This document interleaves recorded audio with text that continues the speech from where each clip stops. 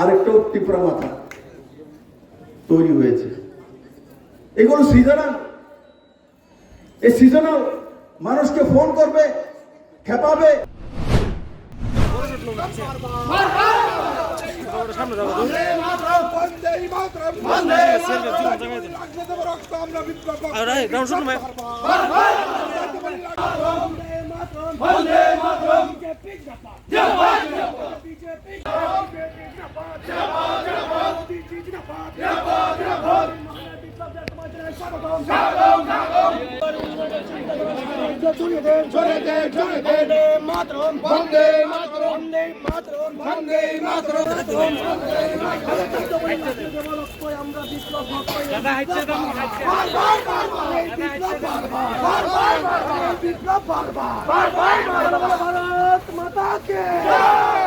भारत माता के जय जय माता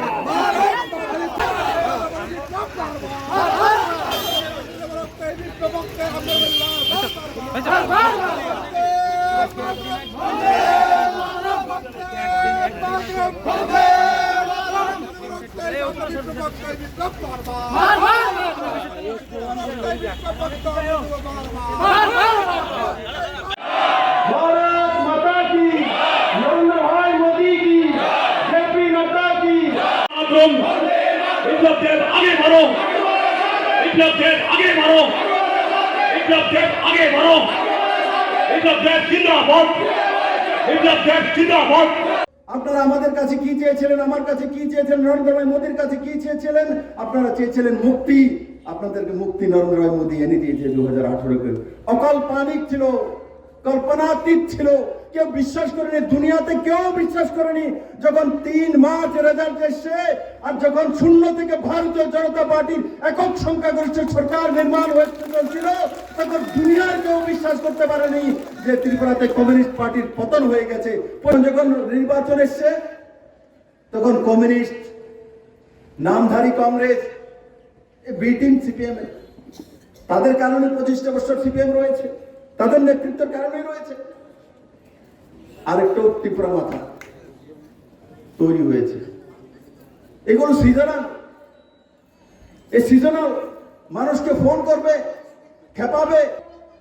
কমিউনিস্টের সময় ছিল কমিউনিস্টের পার্টি, কমিউনিস্টের ক্যাডারের পার্টি, কিন্তু ভারতীয় জনতা পার্টি শুধু ভারতীয় জনতা পার্টির কার্যকর্তার পার্টি নয়, ভারতীয় জনতা পার্টি ত্রিপুরাবাসীর পার্টি।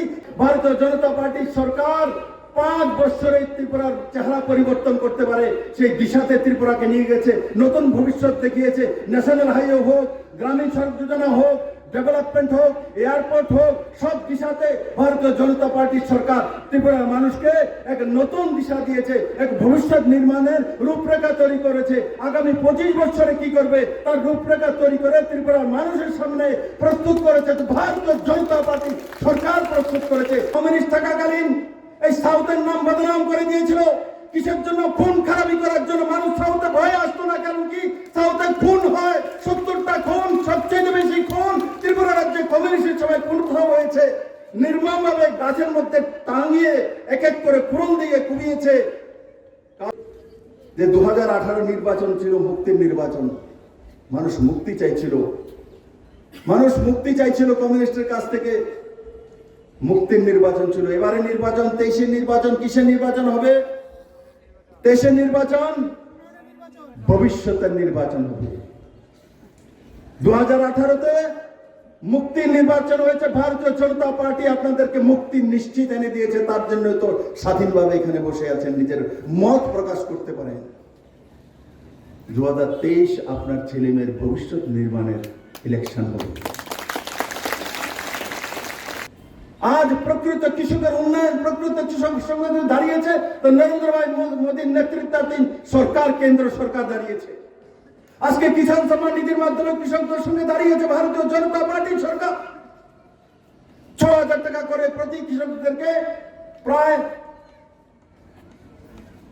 3 লাখের কাছাকাছি কৃষক পরিবারকে 6,000 টাকা করে তার অ্যাকাউন্টে বিনা কমিশন এই সরকার দিয়েছে। Minimum support price MSP, FC এর মাধ্যমে প্রকিউরমেন্ট কালকেও গভর্নমেন্ট ঘোষণা করেছে আরো 30,000 মেট্রিক টন এই সরকার ক্রয় করবে কৃষকদের কাছ থেকে। আগে যেখানে 10 টাকা 12 টাকা 13 টাকা করে প্রতি কিলো ধান বিক্রি করতে হতো, আজ 20 টাকা করে ধান বিক্রি করতে পারে ত্রিপুরার মানুষ। ভারতীয় জনতা পার্টি সরকার, নরেন্দ্র ভাই মোদীর নেতৃত্বাধীন সরকার, তার কারণে সম্ভব হয়েছে। সেই সময় কৃষকরা তো খেতে যেতে পারতো না, কারণ খেতে না গিয়ে বলতো যে রাস্তা আন্দোলন করতে হবে। যদি কৃষক খেতে যায় তো 3 ফসল হবে, রোজগার বাড়বে। ভারতীয় জনতা পার্টি সরকার বলে কৃষককে তো খেতে যেতে হবে, কিন্তু কমিউনিস্ট খ্যাত পুজোর নামে পার্টি বিষয় বসিয়ে রাখবে কৃষক।